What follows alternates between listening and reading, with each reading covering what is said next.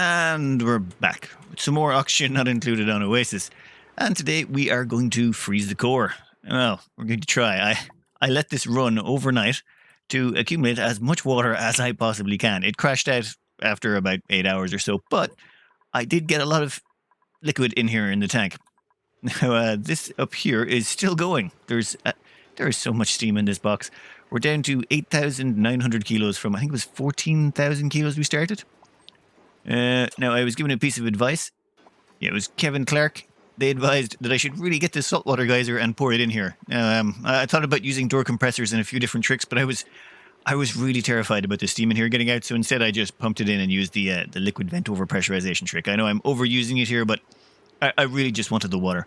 At the same time, this helped cool down the place and made sure that all of the water coming out of here got sent down to the cores where we can get around to freezing it. By the same token, it's really interesting to see how much salt is accumulated. There's 22.9 tons of salt, because all the water, the moment it gets in here, immediately flashes to steam, of course, and leaving all the salt behind. Anyway, this is going to be not really much of a technical video. We're going to be covering some of the things that went on during this playthrough and some of the benefits and negatives of the map choices I picked while we wait for this whole thing to fill up. Now, if you'll check here, you'll notice the water's not exceptionally cold. If we zoom out here with the thermal overlay on, you can see over this side, it's actually pretty chill, except until you get to the end. That's where my early water went. And over this side, not very cold at all. The reason being the water is... one side. The water is being dropped down here, so it's on the left of the cooling. So any water that had to go right had to go past the cooling area and got chilled. Anything that went left didn't really need much chilling at all. However, how are we going to chill this all the way down and get this chilling spread all the way across? Well, I think we'll do what I normally do. Throw power at the problem. I figure I've set these to absolute zero, and we'll just chill all of this until the water here freezes to absolute zero. Well, once the tank is full, which point it will slowly spread out the chill all the way throughout the tank and eventually turn everything solid. Anyway, let's skip this forward a little bit. Tank is now full. We have everything ready to become an iceberg, though the game is kind of chuggish. I don't think it likes this much liquid in one spot. Also, yeah, the game's been running quite a while. Now, for insulated tiles, what I want to do here is make sure no heat at all leaks out of this. So I am just going to make sure that the entire bottom of this is covered in insulated tiles. Just because there will be some temperature transfer there, and I'd prefer if, well, there wasn't. So once that's replaced with insulated tiles, I can remove that bottom chunk again. I've done the same thing up here. This is no longer... I don't need the power from it, and I don't need the water from it, and I never really needed the power anyway. So what I've done up here is I have insulated the whole thing in with insulated tiles. It is now a perfectly insulated battery box.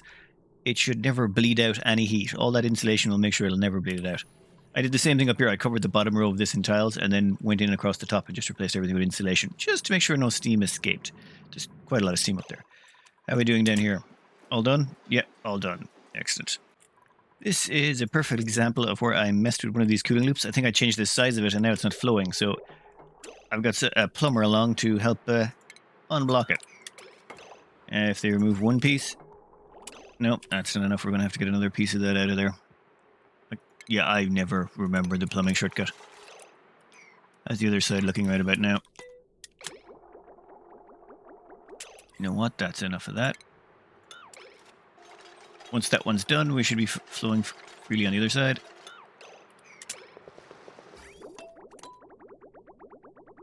And there we go. Everything working as intended.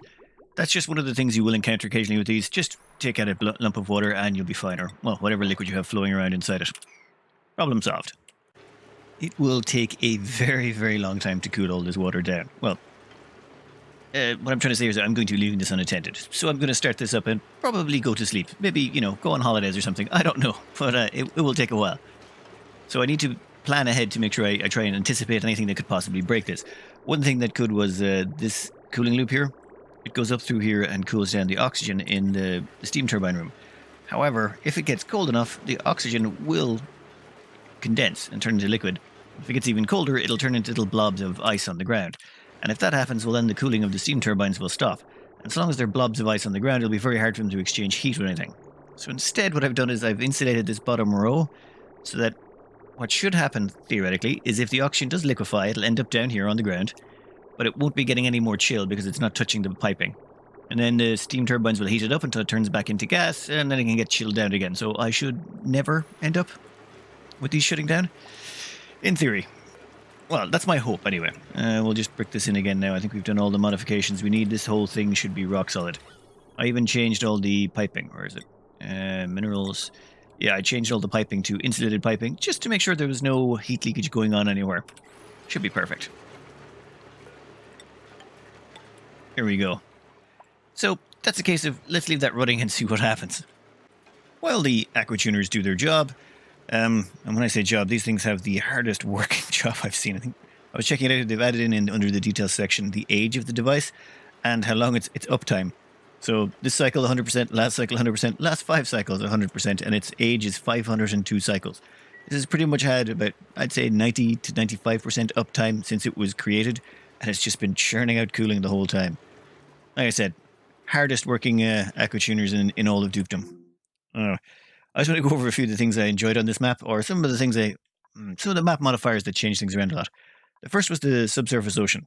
That made, well, the negative side of that was it destroyed a whole bunch of biomes, so I was actually quite short on metals on this map. Gold amalgam, iron ore, all of those were in short supply.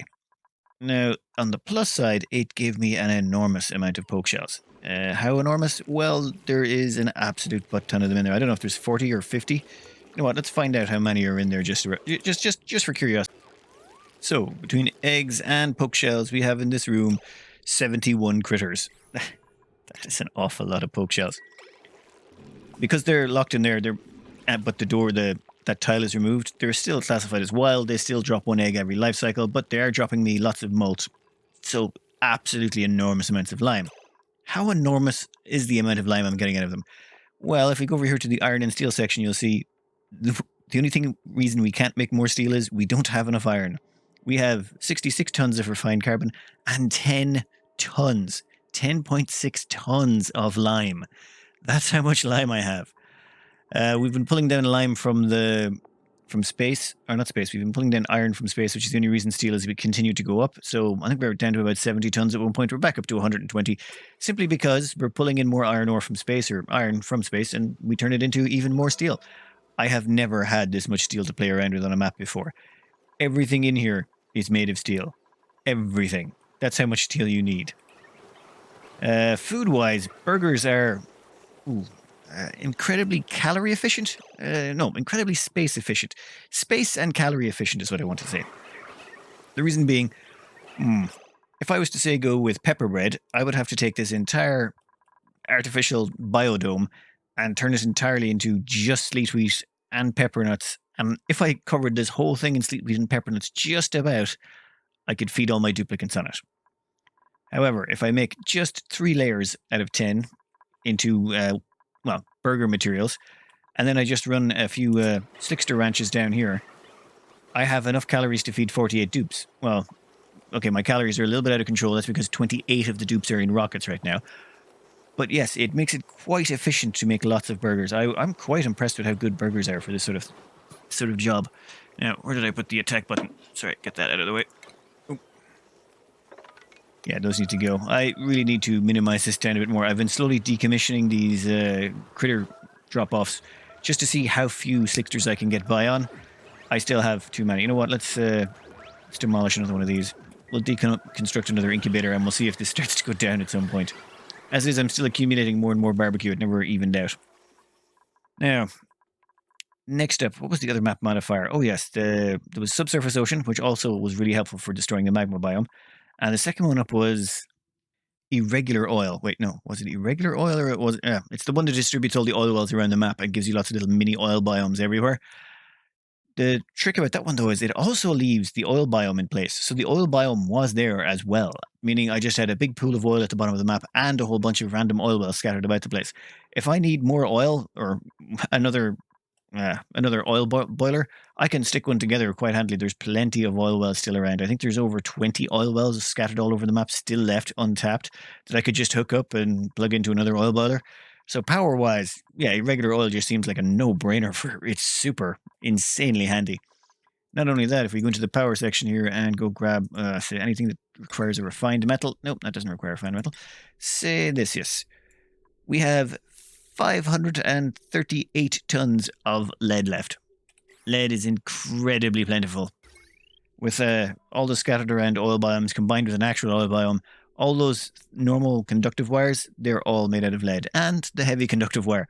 Pretty much this entire power grid is made of lead, just lead everywhere. It may lead to some low test scores, but you know what? As the power grid goes, it is absolutely excellent. I was scratching my head to try and figure out the other map modifiers.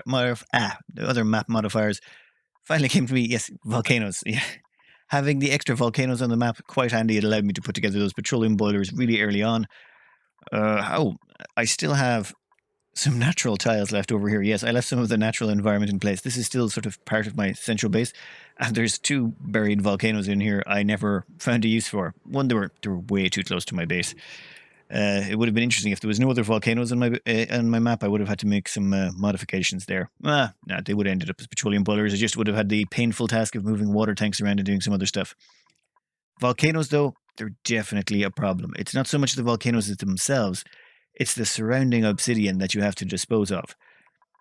Having a hot room like this that you can just dump stuff into, being able to just throw all the abyssalite and obsidian onto a tile and let it soak into a steam turbine is a really handy way to destroy the heat. If I'm dealing with volcanoes again, I will have a room, well, maybe not quite as ridiculous as this, but something like this. Maybe 1 or 2 steam turbines, a hot plate that you throw the hot materials on, and it's just a good way to dispose of anything involving those nasty volcanoes on the map.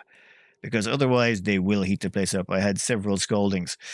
Though steam does not seem to be the problem, more phosphorus. Phosphorite, that gets near it, it causes problems. Oh, on the pirate ship, I replaced the sail, I ripped out the ladder chinks, and I put in drywall. It looked nicer. Yeah, it worked out quite okay. I'm glad I took this. That was a good suggestion in the comments. Glad I adapted that. Now, misaligned pod location. Yeah, my pod is centralized there, and I think it almost is center of the map. I think I was just slightly higher up. It took me a lot longer to get down to the oil biome than before, so I think all misaligned pod location did was scooch me up a little bit. Not the biggest deal in the world. Now, another thing that was mentioned in the comments, and it was a really good idea, and I kind of committed before I heard this one, but it was an excellent plan.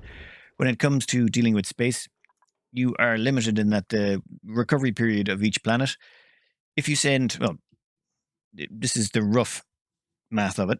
If you send a ship with 1 cargo module out to any planetary body, in the time it takes to get there and back, the planet will regenerate about half of enough mass to fill 1 cargo module. So if you send 1 spaceship out with 1 cargo module and keep it repeating constantly, it'll be 50% full every time. However, there's some caveats to that. For example, this one is really close, and that's its replenishment cycle, but all the carbon asteroids will have that replenishment cycle, even if they're really far out. So, yeah, this carbon asteroid, same thing, has the exact same replenishment cycle. Wherever the asteroid first appears, that will be its replenishment rate, or that's where it's determined, and then wherever, if it ever reappears again anywhere else. So, this is the replenishment rate of the closest one, which is 83, and if you go out here, yeah, still 83. So, there's no change. So what you could do, and it was an excellent suggestion, was meter the fuel. All you would have to do is get some plumbing down here, grab yourself a liquid valve, throw that down, and then meter the fuel into the rocket. Sorry, my game is incredibly slow right now. There's an awful lot going on in this map. All you would do is you would just stick one of these down here, let's say, meter in the liquid oxygen or the petroleum, and then all you do is set the valve to, you would work out how much fuel the ship needs, and then set the valve so that it would only allow enough liquid through that once every, say, 6 cycles, this rocket would launch. That type of thing. Excellent idea. Really wanted to play around with that, but I'd committed to using no bunker doors. And the problem is, if I had have metered in the liquid, the rockets would sit on the launch pads for long periods of time. The problem with that is, if the bottom of the rocket gets entombed, that's fine, but if the liquid tank gets, the liquid oxidizer tank gets entombed, it will stop accepting liquid. Same with the fuel tanks. So I was kind of in the, it wouldn't be a problem with some of the shorter runs, but the further and further the planets go, the worse it would get. Though, that said, I now have a different problem. I don't have enough hydrogen. I thought, I did the math on this, I only need about 1 kilo of hydrogen, but then I realized, yeah, 48 dupes, yeah, that's the amount of hydrogen I was anticipating. I would have 48 dupes consuming oxygen, and all the hydrogen that would be generated from splitting all that water, yeah, I don't have 28 duplicants worth of that because they're all in rockets. So right now what I've got doing is I've stuck in another Rodriguez. I have 2 full Rodriguezes built, and both of them are set that they dump oxygen in here. But if this is full and there's no more oxygen required, they literally dump 6 kilos of oxygen into space. And yeah, that all the hydrogen they produce is dumped in here. I think I should be able to catch up with the backlog of rockets. That said, 1 or 2 of them did get a little bit too entombed, and I had to dig them out again. So yeah, that was awkward. But all in all, I think the rocket bucket was quite a success. Yes, that was another name from the comments. They wanted to call this a rocket bucket because it's a bucket full of rockets. I think it's an excellent name. Oh yeah, on these maps, the maps are like a cylinder, as in this side off here actually leads on to this side. If you queue up a build command here, a duplicant can sometimes run over to this side of the map and build it from the opposite side. So think of the map as a cylinder where the sides fold in on each other. Top to bottom, I'm not sure how that works. I think that doesn't. That's another thing. Yeah, what was some other good ideas? Ah, yes, the farm story. People kept asking about the farm story from the last video. It was to do with, or was it? It was, I was running out of TV shows, and I believe, yeah, Supernatural squeaked in at the last. Yeah, I was backpacking around Australia. I ended up working on a farm in the middle of nowhere. It was a couple of 100 kilometers to the nearest village. There's no television, no nothing. So I was staying with the farm owner, his wife, and their like 2-month-old daughter. Farm owner was like, here's a box set for Supernatural. And then my completionist tendencies kicked in, and I just ended up binging the whole series. And then, yeah, now I just have to see what happens in the end. I can't stop. It's that sunk fallacy thing. You have to see what happens at the end. Can't help myself. Oh, that reminds me. You need to be dug out. Don't get me wrong. I enjoy Supernatural. I just know that I shouldn't enjoy Supernatural. It's not the type of show I should enjoy. I'm more of a sci-fi type of guy. When I was coming to picking all the names of the rockets, it had to be after sci-fi TV shows. And as well as that, it had to be a sci-fi TV show I'd seen every single episode of. That was the plan, anyway. I got every single show up there is one that I've watched all the way from start to end. Whoa, did you see that? There was 3 meters right there. They just came right down. Yeah, that's why Doctor Who never made the cut. Turns out there's a whole bunch of episodes of that are just simply lost of the very original series. And oh, yeah, here we go. Here we go. Here is Indestructible Regulus. This stuff is so annoying and can waste so much time. It happens sometimes. I don't know what it is. It's to do with the way the rockets land and take off. Sometimes Regulus lands there at the wrong moment, and it just ends up becoming an indestructible tile until a rocket lands on it and crushes it. Or you reload the game. One or the other. Okay, what are we looking? Yeah, I still have 3 hydrogen rockets that are sitting there on the tarmac. That is bad. You know what? I am going to cancel all these dig commands because they're taking up too much time and space. Let the rockets clear it. Every time the rockets land and take off again, they can clear that Regulus. I am not going to waste my time doing it anymore. Oh, there was a question from Dan in the comments, DAHN. They were wondering why I didn't just launch all the rockets simultaneously at the same time, as in just have an on switch and just have every single rocket the whole way across take off simultaneously. But they would all take off in perfect lockstep, in perfect sync. And I know that appeals to some people, but to me, I wanted them to go sort of slightly more organically, just, a smattering at a time. It just felt nicer. Though, yeah, I can kind of see the appeal of having just 20 rockets taking off in perfect synchronized launch. That also does have a certain appeal to it, I suppose. Oh, the reason my duplicants keep coming in here all the time, though, is they're coming in to pick up iron. Every time there's a meteor shower, they come in here to scrounge up all the iron that falls out of the sky. Let's see, where are they going? Come on. Where's the iron? Where's the iron? Yep, there's a piece there. Go on, you going for it? Yep. They're grabbing all that iron and they're taking it back to turn it into steel. This is one of the ways I'm making more steel, is by harvesting iron from space. I've been doing it for hundreds of cycles. I still have not managed to accumulate that much. The amount of iron that falls out of the sky is quite minuscule, even when you have a ginormous rocket bucket. I love that name, the rocket bucket. Anyway, what was next up in the comments? There was some questions about the shovels. What am I going to do with them, or why have I got them there? I'm just using them to dump Regulus in. I have a regular drop-offs in here, and I just use them occasionally to periodically clean out areas and just rip out all the Regulus and dump it in there. I think I had it down to about 400 or 500 tons at one point. We're back up to about 14 tons, 1,400 tons. Every so often I'll go around and do a big cleanup just to help out the frame rate. But that's the only reason those shovel voles exist right now, is to eat Regulus. I have no intention of farming them. The burgers are so efficient, and as well as that, I sort of do need the slicksters. Well, not so much that I need them in that... yeah, here's all the excess carbon dioxide I'm dumping into space. I have 1, 2, 3, 4, 5, 6, 7, 8. I have 8 gas pumps. Each petroleum generator can kick out enough carbon dioxide to fully saturate one gas pump. So I need the slicksters to take up the extra slack. Otherwise, I'm going to have to install 2 more gas pumps and then another carbon dioxide line. And as you can see, I already have a lot of carbon dioxide going into space. The amount of gas piping I have going on is... Okay, there's the gas pipes going from below the center of the map all the way to the top. There's the 3 oxygen lines from there, 3 more oxygen lines from there, the oxygen lines that go up to there. Here's the hydrogen line coming from the Rodriguez electrolyzers over here on the right. And then you can see the 6 kilos of oxygen that produced that's getting spread throughout the base.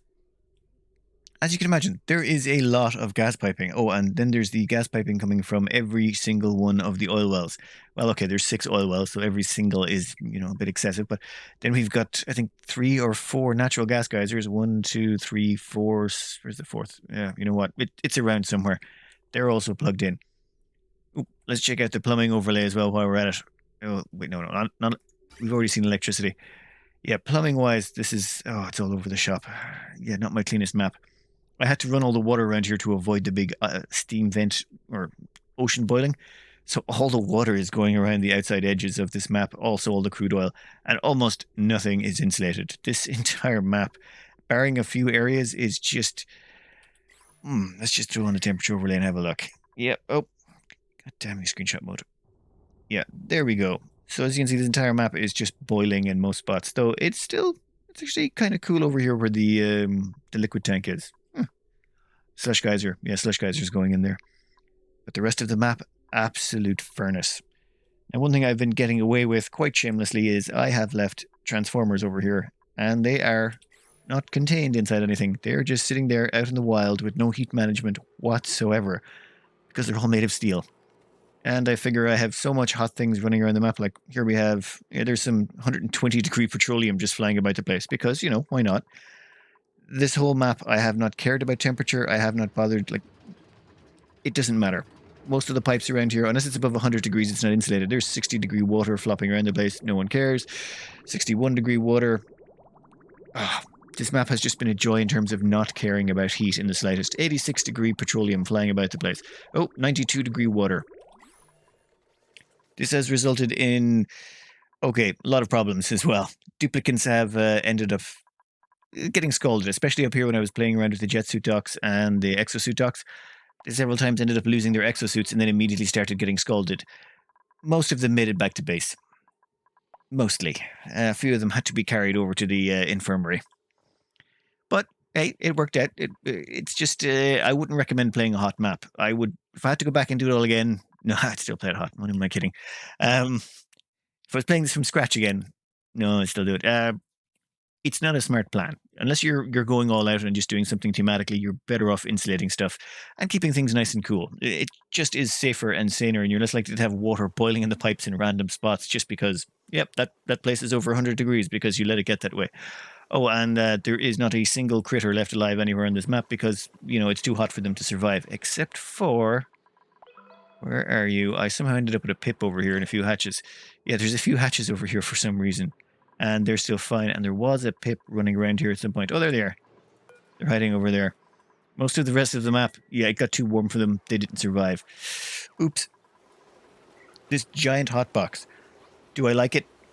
Hell yeah, I like it. This thing was so much fun to play around with. The putting in the temperature shift plates, a little bit excessive, I will admit. That was not the most fun part. But once you have it up and running, it just gives you something you can dump heat into and not care. I had 0 problems with this because steam turbines eat the steam. That's it. Heat gets destroyed, water comes back down again, though I do have an enormous amount of dirt lying around in here. Let's see. Every time these petroleum generators kick on, they drop down on top of these airflow tiles, the polluted water, which then gets boiled and leaves dirt behind. There's 13 tons of dirt from polluted water there. And polluted water does not leave behind a lot of dirt. It's only a tiny amount. Oh, you also see the tiny little fractions here. That's because the water somehow splashed out and turned into little pieces on the side. I can't sweep it. If I try and sweep it, my duplicants will come in. You know what? Let's just show you. It's probably simpler. If I try and sweep up the polluted dirt, my duplicants come in and take it up, but since the generators are on most of the time, they keep dropping down more dirt, and the dirt sweep command never disappears because the generators keep adding more and more dirt to it as time goes by. Yeah. So here we have an example of the infinite piece of dirt. As you'll see, my duplicants keep coming along and picking up 17 grams, 11 grams, small amounts. The reason being the petroleum just keeps spitting out more and more liquid water, which turns into dirt, but my duplicants have already determined how much they're picking up before they get to it or just as they get to it. So it just keeps, they get trapped in this infinite loop of trying to pick up a piece of dirt. And the sweep command just stays there forever. I discovered this the hard way, of course, because of course I did. I did a giant sweep command and came back and found this whole area was just, this whole place was trailed with these little pieces of dirt. Like there was tiny little pieces of dirt all spread across here and here. And I was like, where did they all come from? Turns out my dupes had been running back and forth for probably 100 cycles or so, picking up tiny little pieces of dirt. And occasionally when they get called to lunch, they drop some. And that was how I discovered, yeah, don't do that. Oh, that piece I managed to finish. Kind of impressed. Anyway, I'll let this finish up and get the bulk of it out of here, and then I think we'll move on. Good thing to note, we've started getting ice forming down here. So, yeah. Oh, and up here as well. Excellent. That is the start. That is the start. How's the temperatures? Let's have a quick temperature overlay look. Yes, the center is getting quite cold, and it's going to keep spreading out. Yeah, that'll take a little bit longer, but bear in mind, we're only at about 0 degrees here, so that chill is going to keep spreading the colder and colder it gets. One thing I could do is maybe, I was thinking of maybe stripping off the area over here, digging down and putting in a few steam turbines, but that seems like a lot of effort when I could just, go to sleep, come back in the morning and worry about it then. Yeah, that seems like a good plan. I like that idea. And this is that plan in action. This is about 12 hours of footage compressed. But 3 hours in was when I went off to bed. But just before I did, I stuck in a strip of temperature shift plates right across the middle of the map. And it should be right about now. Yeah, there we go. So they're in there across the middle. I made those out of granite. I thought that would help spread out the chill and help them spread out more. But unfortunately, when I came back about 8-9 hours later, this did crash out at some point. I'm not sure exactly when, about maybe 7-8 hours in. When I did come back, it hadn't spread out as much as I've hoped, so I've modified those strips now to be made entirely out of diamond or lead, because there was, I had them in plentiful supply. I do have an idea about how to maybe spread this out a bit faster, because even with all the help of unit, it's pretty slow to spread out the chill. It turns out making a giant iceberg is pretty hard. The Titanic, it's a tough opponent. Anyway, here's the next step in this plan. When I put in the temperature shift plates, I wasn't able to fit them in all the way because there was ice in the way. So I've dug into the iceberg. I know, sacrilege. But what I did was I dug in and I filled the inside of it with some temperature shift plates to help spread out the chill. And it seems to be working. It's spreading out a lot faster on the edges now. Well, when I say a lot faster, it's still going to take probably another couple of 100 cycles. And I'm thinking, 1 second here. What if I was to throw in a bit of liquid down here to help spread out the chill? That might be an idea, right? So I think the best liquid for that would be super coolant, because everything else would just instantly freeze solid the moment it touched. So let's see. Hopefully, if I fill this up a little bit, I want to put in some super coolant here. In fact, I may just fill this whole area with super coolant. If I do that enough, it should help spread out the chill a little bit better. Probably wouldn't want to send my duplicants down there. Hypothermia would happen, but meh. Now, a couple of things that worked out okay. The oxygen here did start to liquefy as predicted, and it's landing down here, but because there's no more pipes the pipes are insulated on the bottom layer, it's not turning it solid, or it's not causing it to form chunks or tile or debris. So thankfully the steam turbines keep running. However, there's always something you forget, and what I forgot here was the visco gel that was touching the heavy watt joint plate froze rock solid, and it's a good thing I seal that up. I sometimes like to leave the visco gel, or used to like to leave visco gel airlocks without any backup. Yeah, you're better off using backup when you're working at temperatures that are that ridiculous.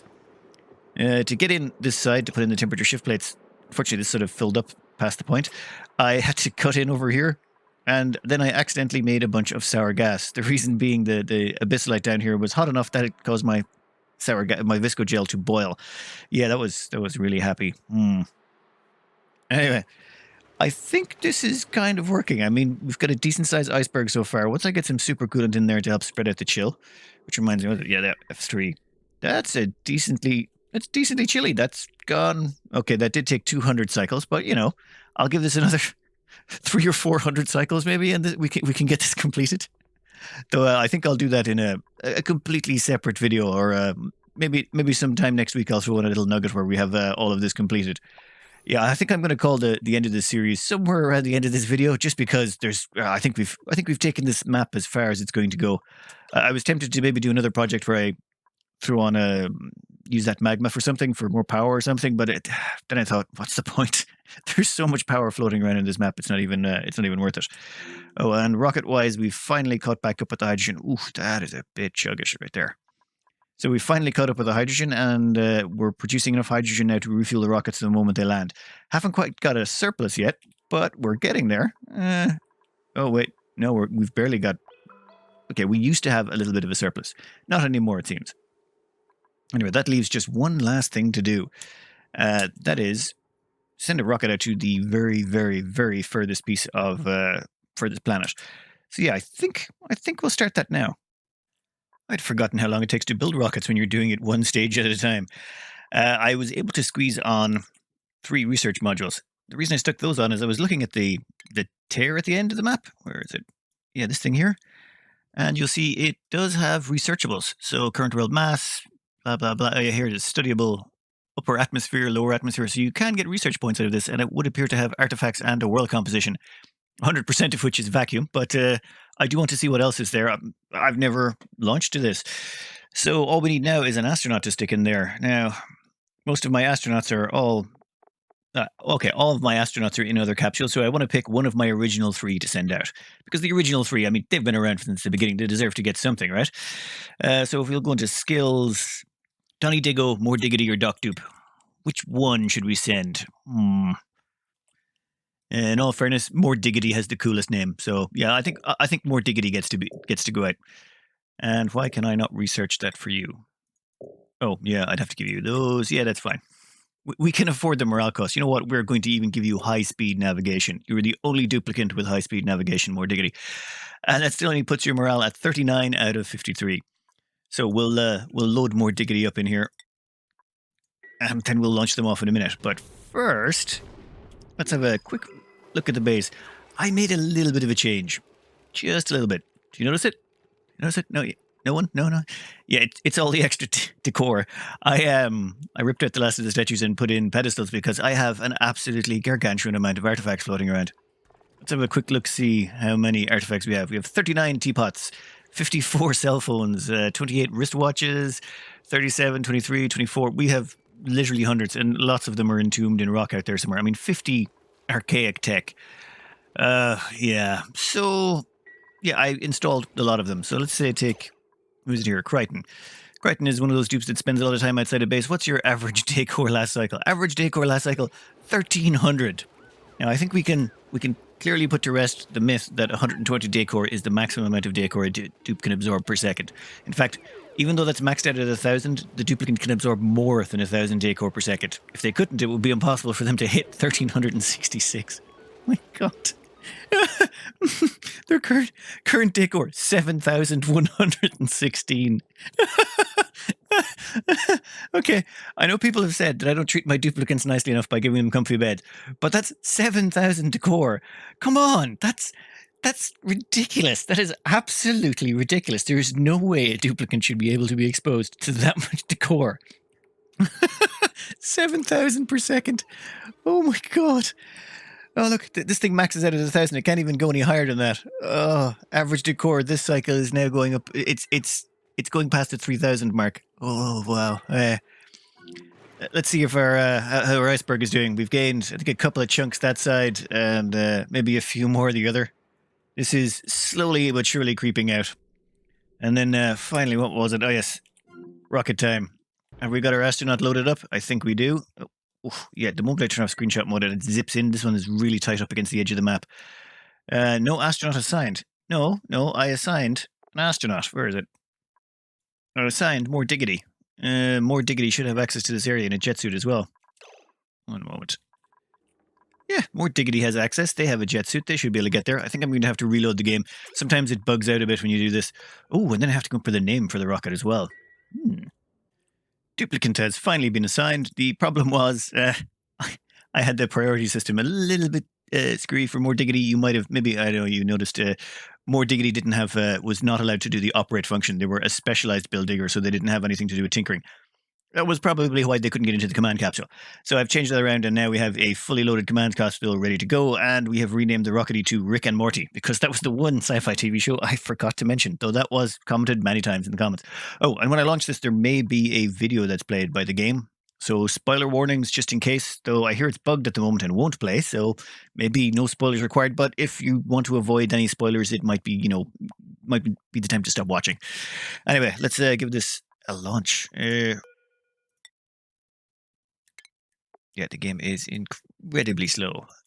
Yeah, we're all set up. Launch the mission. Wow, the game is taking probably about an hour to do anything right about now. And there we go. Damn, that is really slow. From what I understand, the moment you do that, the colony achievement is earned. So I believe it finishes even though you haven't hit the... even though you don't hit the planet, the moment you launch the rocket, it's classified as completed. And there we go, the Great Escape done. And there's a bunch of other stuff I haven't done. The Critter Whisperer, yeah, I don't care. Moving up, Finding Time Gassy Moo, I really do not care about those, they're terrible. Carnivore, Locavore, and Super Sustainable, they're more early game stuff you might want to rush for. Get a Room, yeah, I don't care. Art Underground, have a duplicant with a masterwork skill, paint a masterpiece. I never made a painting? Wow, I never made a single painting. That's kind of impressive. Finally, Tune Machine, never used tune-ups. Yeah, I've never bothered. I have enough lead I could do it, I just don't need the power. Have a... down the hatch. Produce 10 tons of refined metal. No, thank you. Job sustainability. For 10 cycles in a row, have every duplicant in the colony complete at least one chore while wearing an exosuit. Oh, wow. There was a comment from someone, I can't remember, but they had the most heavy metal way I've ever heard of achieving this. They launched all but one of their duplicants into space so that they only had one duplicant left. And that one duplicant was in an exosuit. And for 10 cycles, I think it was a 12 cycle turnaround on at least the rockets, or 20 cycles or something like that. So they had one duplicant left. And since they did a job every day in an exosuit, they got the achievement. That's an impressive way to do things. 4, most buildings made, 9,000 tiles, 7,000 conductive wire, 6,000 ladder segments, 5,600, 3,121 temperature shift plates. I made more temperature shift plates than I made liquid pipes or gas pipes. That is... Wow, I'm addicted to temperature shift plates. I need to cut back on those. No, I don't actually. Anyway, I think we'll call this an end to this series. I think we've done pretty much everything we can hope for on this map. I think I'm going to take a break for a couple of weeks, I'm going to switch to doing tutorials for a couple of weeks. There's a whole lot of tutorials I have to hammer out. In fact, I have a list of them, of tutorials I have to do. Currently on the list is metal volcanoes, space telescopes, steam, petroleum, and hydrogen rockets. I got to do one on all of those. Anti-entropy nullifier, atmosuits, how to get them. Carbon dioxide guide, power grid guide. There's a few things I have to do. If you have any tutorials you'd like me to do, just stick them in the comments and I'll try and add them onto the list. And I want to hammer those all out in the next couple of weeks so I can relax and get into just another Let's Play. Though I'm not sure which one I want to do next. I might do Rhine because it's frozen map, or I might do Badlands because it's the hardest map for my playstyle to do because it slows you down in your expansion so much with all that granite and obsidian everywhere. I don't know which. Maybe I'll put up a poll and see what everyone votes for. Anyway, I hope you enjoyed this attempt at doing a frozen core. I still can't believe we haven't finished that. You know what? I'll leave this run for a few hundred cycles tonight and the next day. I'll put up a video maybe on Monday with this finished. It'll just be a short 1-2 minute clip just to show the finished product, because I know it's nice to get the completion of it done. Anyway, I hope you enjoyed this series on Oasis. I think we got quite a lot done. I think this map looks, it looks finished. It looks finished. Anyway, I hope you enjoyed, and good luck.